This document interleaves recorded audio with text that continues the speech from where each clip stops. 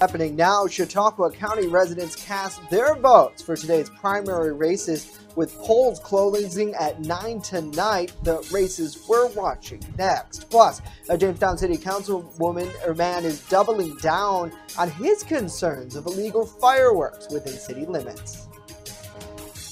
Well, all that severe weather has cleared out of here. Then we're going to get a few days of clear skies. We'll talk about it in detail next as the news at noon starts now. Live and on demand, this is WNY News Now.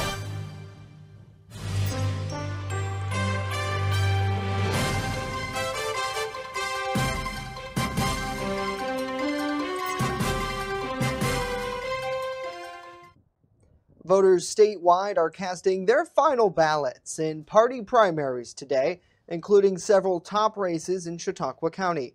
Thank you for joining us for WNY News Now. I'm Justin Gould. Polls opened at 6 a.m. and close at 9 tonight, with locations varying from district to district. VoteChautauqua.com is the best place to check if you're eligible to cast a ballot. Some elections to take note of include Chautauqua County Legislature District 4, where Democrats Susan Parker and Christine Starks are going head-to-head.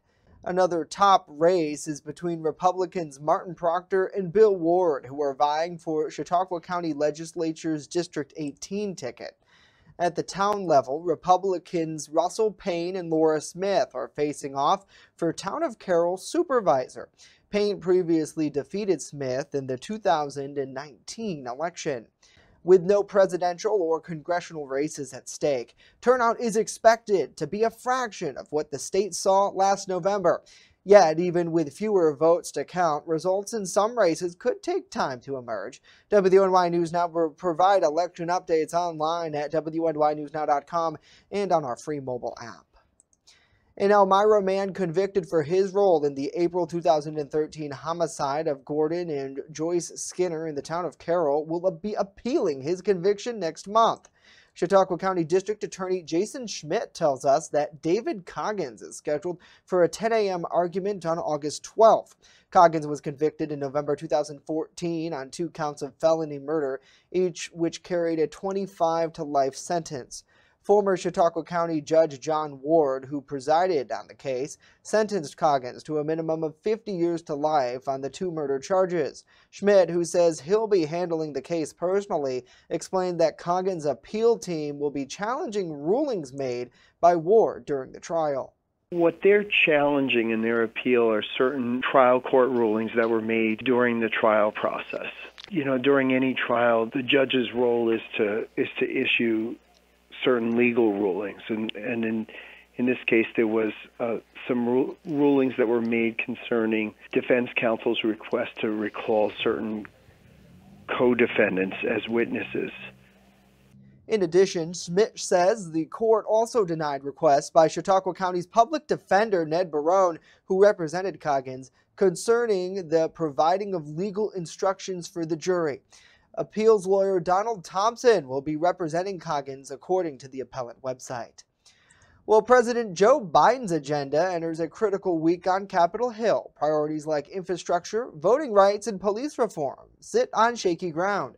Isabel Rojas is in Washington with the potential areas of compromise and threats from Democrats to go all alone if there's no progress. Thank you. Tense negotiations on Capitol Hill. On July 4th recess looms for the Senate. I think the question here is, what can we agree on, Democrats and Republicans? The Senate will vote Tuesday on whether to advance the For the People Act, a sweeping election reform bill. This has been a 60-year battle to make voting more accessible. All eyes on moderate Senator Joe Manchin, who says he could support parts of the bill, but in return wants to require identification to vote. Many progressives view the practice as discriminatory toward racial minorities, and the bill has no Republican support. As much as I like Joe Manchin, the answer would be no. In my view, SR1 is the biggest power grab in the history of the country. Negotiations also continue on a $1 trillion infrastructure bill. The biggest obstacle? How to pay for it. I sometimes think we get boggled down in numbers, and that's important, but we got to look at what the needs are of the American people. Biden's administration pushing back on a proposed gas tax hike. raising taxes on middle-class families at this point in the recovery is just not something the president's willing to do. Democrats are pursuing two tracks in negotiations to reach a deal, a bipartisan route, as well as one that could allow them to go it alone. I think you'll get a lot of pushback from every Republican. These efforts coming as the administration continues to push a big economic recovery agenda, including promotion of the enhanced child tax credit, passed as part of the March COVID relief bill. Payments start July 15th. In Washington, Isabel Rojas. Isabel, thank you. Earlier this month, Jamestown City Councilman at Large Jeff Russell brought attention to an ongoing issue of illegal discharge of fireworks within city limits. Well, now Russell is doubling down on its concerns, speaking during the council's work session last night at City Hall. The former Jamestown police officer telling the council that he has discussed options with Corporation Counsel Elliot Raimondo and Police Chief Tim Jackson. The councilman explains that the trio discussed amending the city code by doubling the fines for the first offense while adjusting the language to mirror the state's penal laws regarding the possession of fireworks. What the issue is now is officers respond to some of these calls, and often the officers get there, the fireworks are over, but people could still be in possession of them. If there was a street check done by an officer and someone was found to be in possession of them, then they could be charged either, under the local law if that language is changed, or under the New York State penal law charge. Any changes, the code would need to be approved by the council as a whole. Well, we thank you for joining us for WNY News Now. Let us know what you think about these stories and more in the comments section down below. We always love to hear from you, or simply send us a thumbs up, a wave, or a hello. It's great to see Jason. Good to see Ed. Happy Tuesday to Wendy, David, Sandy, and Chip as well. Thank you all so much for joining in every day. We appreciate it. Well, let's now get a first check of our weather forecast. Chief Forecaster Dakota Hunter standing by with that, and things seem a little bit calmer out there today than they were yesterday, Dakota. Yes, it definitely is a calmer day out there yesterday, but the clouds are still hanging around for the early afternoon. Live look over Salamanca shows you the cloud cover over I-86 right now, but we should lose the clouds as we go through the later part of the afternoon. You'll see it even better on the satellite imagery, all the socked in cloud cover, but we're ultimately going to see the clouds clearing from west to east later on today. So we should get into at least some areas of sunshine for the later afternoon hours. And 79 is where we topped out for the high temperature yesterday.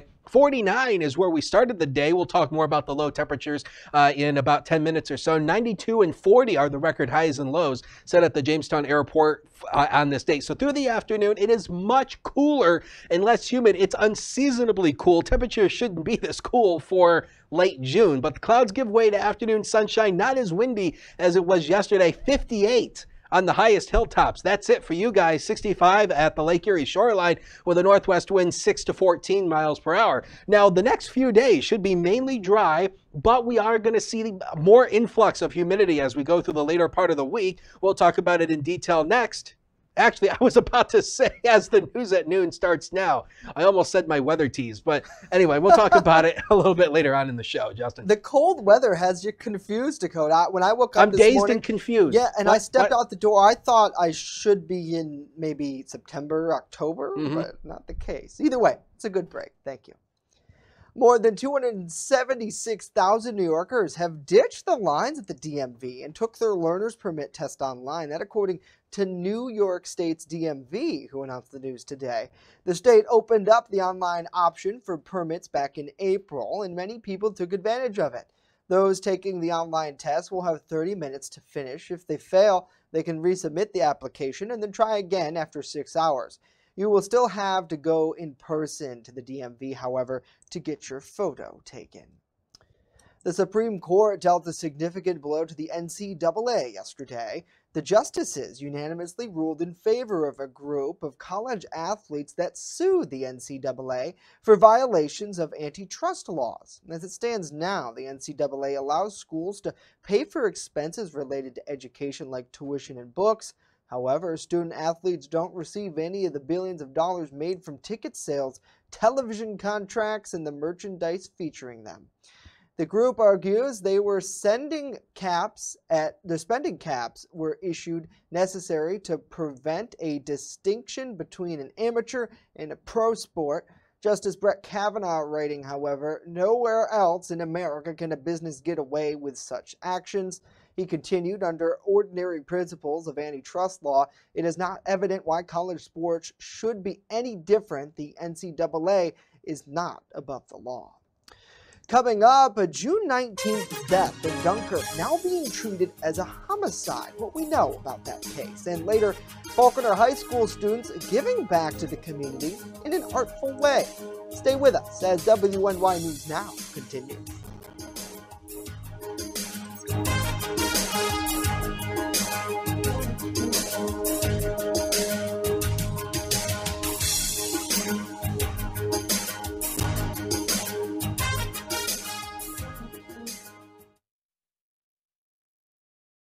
With coverage that matters. This is WNY News Now.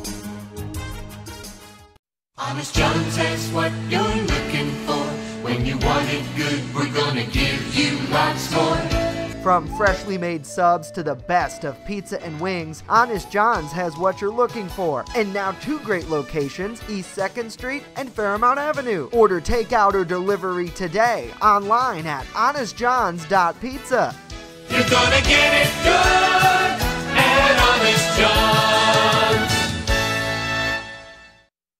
EagleZip.com is your local one-stop shop for all of your home and business computer needs. Located on Fluvan Avenue Extension, just outside of Jamestown, EagleZip.com sells and services all brands of desktops and laptops, as well as servers and network equipment for your business. All new computer sales include transferring your data from your old computer, plus a 2-year warranty. Call EagleZip.com today. Stop by EagleZip.com today and let us make computers easy for you.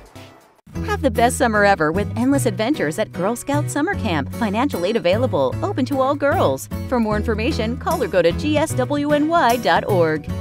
You're watching WNY News Now, where coverage comes first.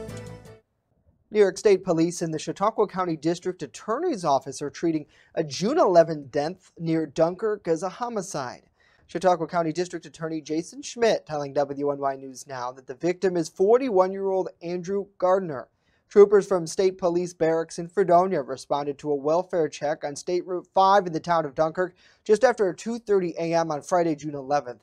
They say a male subject, later identified as Gardner, was found dead at the scene. Schmidt says there's no question it's a homicide, but wouldn't provide specifics when asked why his office and state police determined the shooting was a homicide. The Bureau of Criminal Investigation and a state police forensic identification unit are now actively investigating the incident. Any information regarding the incident is asked to contact the New York State Police at 716-679-10-1520. We have more information at our website, WNYNewsNow.com. The Chautauqua County Sheriff's Office is asking for your help in locating a stolen Blacktop ceiling trailer. And investigators say a 2017 Neal 750-gallon Blacktop ceiling trailer was reported missing yesterday. The thief likely took the trailer between Friday and Monday in the area of Berry Road in the town of Portland. Detectives released this photo of the trailer in question, which is described as an all-black device with an attached red hose reel. Anyone with information in this case is asked to call 716-753-4232. A big weekend for the air travel industry as a pandemic-era record number of passengers were screened at airports across the country. But as more Americans travel, some are struggling to keep up with the surge in demand. Mandy Gaither with the latest for us in today's Consumer Watch.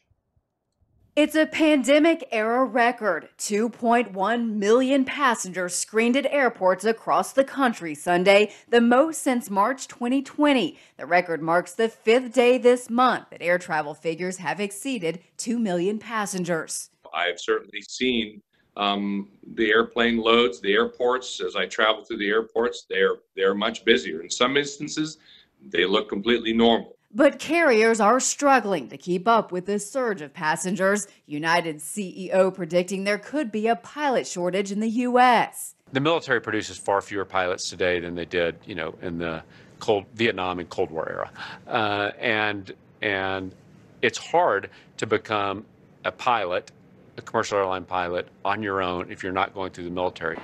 Flight tracking site FlightAware says American Airlines canceled 6% of all flights on Sunday. The airline cites labor issues with both its own crews and contractors and says it's rebooking passengers on new flights in advance through mid-July. In a statement, a spokesperson for the airline says, "We made targeted changes with the goal of impacting the fewest number of customers by adjusting flights in markets where we have multiple options for reaccommodation," adding, "We never want to disappoint and feel these schedule adjustments will help ensure we can take good care of our customers and team members and minimize surprises at the airport." For Consumer Watch, I'm Mandy Gaither. Mandy, thank you. Meanwhile, U.S. travelers will be allowed to visit Europe again this summer. The European Union's governing body recommended lifting travel restrictions from 14 countries, including the United States. Well, if you're going away this summer, expect to see a travel boom, not just in the air, but on the ground too. According to AAA, more than 47.7 million Americans will take to the nation's roadways and skies this Independence Day alone, July 1st through the 5th, as travel volumes are expected to reach pre-pandemic levels. More than 91% of holiday travel will be by car. As expected, 43.6 million Americans will drive to their destination, which is 5% more than the previous record set back in 2019. For more information about summer travel planning, you can visit AAA.org. Many people wanting to get away this summer. Let us know what you think about this and more in the comments down below. We always love to hear from you. I wish I had a getaway, Mr. Hunter, but I don't, unfortunately. However, I am planning a nice getaway next year at this time, so that's exciting. But you see a lot of hotels now, I mean, are full, right? I had to get away. This was before they lifted the mask mandate, as more people were vaccinated, but to Cleveland. And, you know, you had the masking and the social distancing. I think we're all used to that by now. But nevertheless, it was good to just kind of be somewhere else. Right. Where so I have a question. Home. Yeah. Do they have the waffle machines out in the hotels yet? No. And the hotel that I went to didn't have that. It was one where you like did the breakfast in bed type of thing. Oh, okay. Yeah, real. It wasn't like a Holiday Inn. Oh, so you had like a bed and breakfast? No, it was in downtown Cleveland. This was a couple weeks ago, but or almost a month now, I guess. Right? And time flies. But they just delivered it to your room, and you almost like you placed your order the night before. It's kind of nice, and then they just charge it to your room. I mean, it wasn't too bad. It was like probably $30 for 2 people. You know, not a bad breakfast, nevertheless. But yeah, it was good. It was good, and it had good eggs. That they followed COVID guidelines. I mean, you know, my girlfriend and I were pretty cool with it. Like we were joking with the manager about it. You know, and he's like, we're just happy to be open, and I think that's what a lot of people in those industries are happy to do. They're happy to serve you. They're happy to see you, because for a long time they haven't, right? Right. And I mean, you know, I can attest, because last year, you know, when COVID started, you know, all the golf courses were shut down. Right. And, you know, I'm an avid, well, I want to say myself as an avid golfer, but I do go out and golf quite a bit. Yeah. And more than I do. Yeah. So, you know, when they were finally able to open, it's like, you know, they had some, you know, protocols in place, like, you know, masks in the clubhouse. Absolutely. Everyone had separate carts. But you know what? It doesn't matter, because we were able to go out and enjoy the sport that I love. Yeah. So, you know, so who cares if I have to wear a mask? So who cares if I have to drive the golf cart into the sand dune and into the water hazards? You don't let Dakota drive. Storm Hartman, if you're watching, comment down below, because he can attest to my horrible golf cart driving skills. I imagine Storm normally drives when he goes with you, and you had to drive. And I'm mostly the passenger, but unfortunately, because of COVID, you know, restrictions, we still have to use separate carts. So, yeah. Don't let Dakota get by in the No. wheel. Good to see Willie. Good to see Oscar. Good to see Terry, Jason, and William as well. Hopefully you all are having a great day. We appreciate you tuning in today. And yesterday, you really had to hold on to your hat and then some because it was pretty windy. And I know we were talking after the storms rolled through.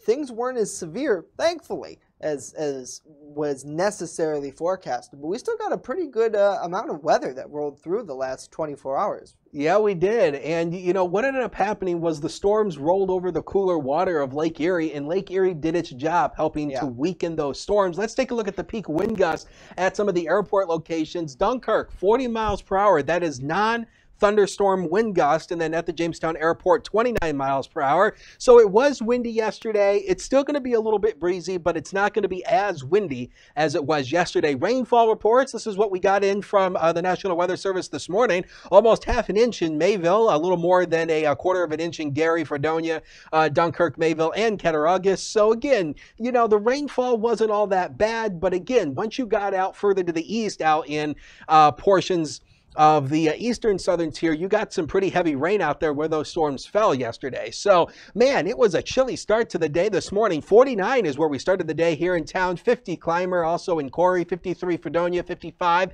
in Dunkirk, Randolph, 51, and 46 in Olean. That's where we started the day today. Right now, we've recovered somewhat, but we have a lot of clouds around downtown. 51 is where we're at right now. The average high this time of the year is around 78. So we're nowhere near that today. Unseasonably cool, but we do have a southwest wind of 8, and we have a wind chill number, 48. So yeah, it is feeling unseasonably chilly out there, but if you don't like the cool air, we've got maybe some good news for you. This is the 6 to 10 day temperature outlook from the Climate Prediction Center, and they are favoring maybe some warmer air surging in by the end of the month going into the first week of June or the first week of July. So that is something we'll have to keep an eye on. Of course, July is the hottest month across the entire country, and of course for us as well. We'll have to see how the temperatures behave. But this is the cold front that has moved on through. All that weather that we dealt with yesterday is now moving off the northeast coast, and you'll see the clearing back in Ohio. This is ultimately going to be moving in over the next several hours, and this right here is actually Tropical Storm Claudette. It is now off the northeast coast. It's moving like this, so no threat to the United States, but that is the kind of disorganized Tropical Storm Claudette for you right there. So let's take you through a future scan. Notice how it does paint a couple of showers. I'm not going to rule those out, that there could be at least a spotty shower somewhere inland away from the lake, but notice how the clouds move away this afternoon and tonight. So tonight, it's going to be a mainly clear sky, so get out and stargaze if you can. Future scan does bring in a couple isolated showers tomorrow. That's not going to happen. I think we're going to be I think we're going to be under a good influence of high pressure, not going to allow those showers to happen. And then we basically just stay dry pretty much all the way through at least the end of the week until we start to bring the humidity back and also some rain showers. So the inland areas today, yeah, we may only top the lower 60s at best in most areas. It is unseasonably cool with clouds to sunshine later in the day. The next 7 days of your life are on the strain. 74 tomorrow, a pleasant day. 81 on Thursday. It becomes more humid as more warmer air surges in from the south. It gets steamy on Friday, almost near tropical humidity. Then occasional rain showers Saturday, Sunday, and Monday, and it will stay kind of humid. We'll take a break and be right back.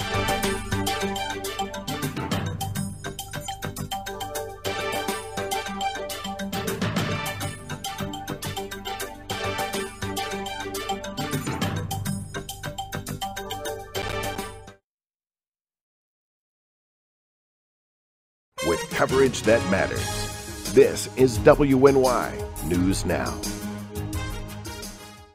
I know what you're thinking. I need a job. I need a new career. Well, I've been there. I've been there. I've been there. I wasn't happy with what I was doing. After high school, I didn't have a plan. I just wanted to start working. I got laid off twice, but you gotta keep going. You just need the right skills. Find an apprenticeship. I found a 2-year IT program. I found a medical course online. I'm now a consultant in the tech space. You have more options than you think. You can do this. You will find something. You will find something new.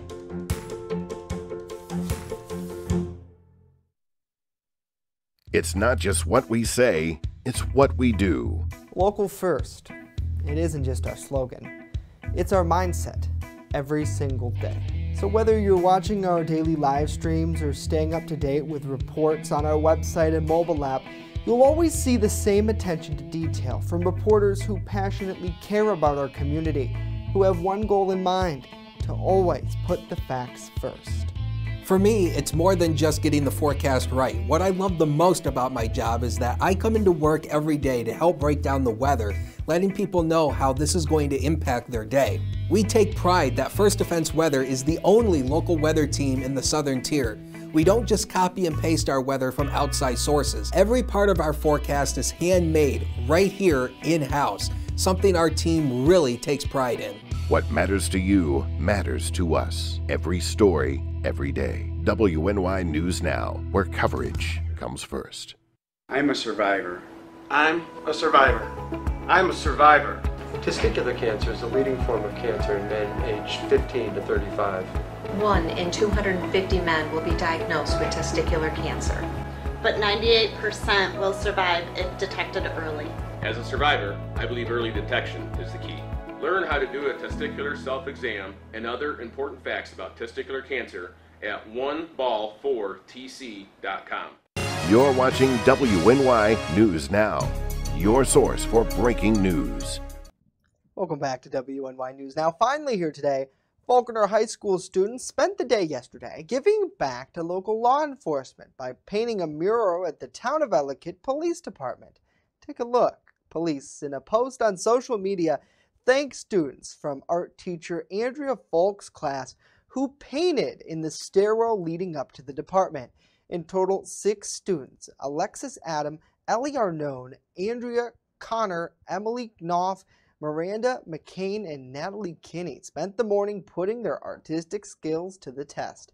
The mural features both the Town of Ellicott Police patch and badge. It also includes stars and stripes, along with the blue thin line flag. Wow, excellent work, ladies. Really incredible. And I just another testament, I think, to our wonderful community, Dakota. I mean, look at that. It's gorgeous mural. And I don't know if anyone's ever been to Ellicott Police who is watching, but they're actually on the 2nd floor of the town building. So you have a set of stairwells that go up, and they normally have, various police artifacts and a roster, and they're a smaller department, so they don't have a ton of people who work for their ranks. But really, it looks incredible. So great work to a great group of young artists. I mean, we should pay them to come here. They're more skilled than I am. Yeah, we should pay them to come here and do a mural Sure. in the newsroom. I think that'd be Absolutely really incredible. I'll have to talk to management about that. So. But really is painting over the beautiful red walls that they just painted. I know that we just installed. They put up, but no, it's awesome. So. Well, we thank you all for joining us for WNY News Now today as we get a check of some local news headlines. We appreciate you tuning in. It's good to see Wendy. She says, good job, Faulkner students. Good to see Scott. Good to see Willie, Kevin, and Samantha as well. Hopefully you're all having a great day. We appreciate you tuning in. Well, now let's get a final check of our weather forecast. And if people are out and about tonight, Dakota, it seems like they might need a little bit of a jacket or something, because this morning I put on my WNY News Net jacket when I had it out the door because it was kind of chilly. Yes, it is, and it's going to be another chilly night. It's going to be 38 in the deepest valleys and around 50 at the Lake Erie shoreline. Big spread in temperatures tonight because of, well, mainly clear starlit sky, a bit chilly tonight. It's unseasonably cool. So if you want to get out and stargaze, it'll be a good night for that. But yeah, it will be chilly inland away from the lakeshore. All right, Dakota, thank you. Was I supposed to say something there? No, I was going to say something and then my mind went blank. So. That's all right. I haven't eaten yet, so excuse me. Yeah, I know. It's like right after the show, we scarf down our food. And at least we didn't have any food stories today. Yeah, that's true. What's that? Our producer says, just wait till tomorrow. Okay, great. We'll be even hungrier then. Oreos. Yeah, Oreos. 21 East 3rd Street. Yes. Well, that's going to do it for us today. We'll leave you with this live shot over downtown Jamestown. News continues 24/7 at WNYNewsNow.com and on our mobile app. You can download it for free in the Apple App Store and the Google Play Store. We're back here tomorrow live at noon. Hope to see you then.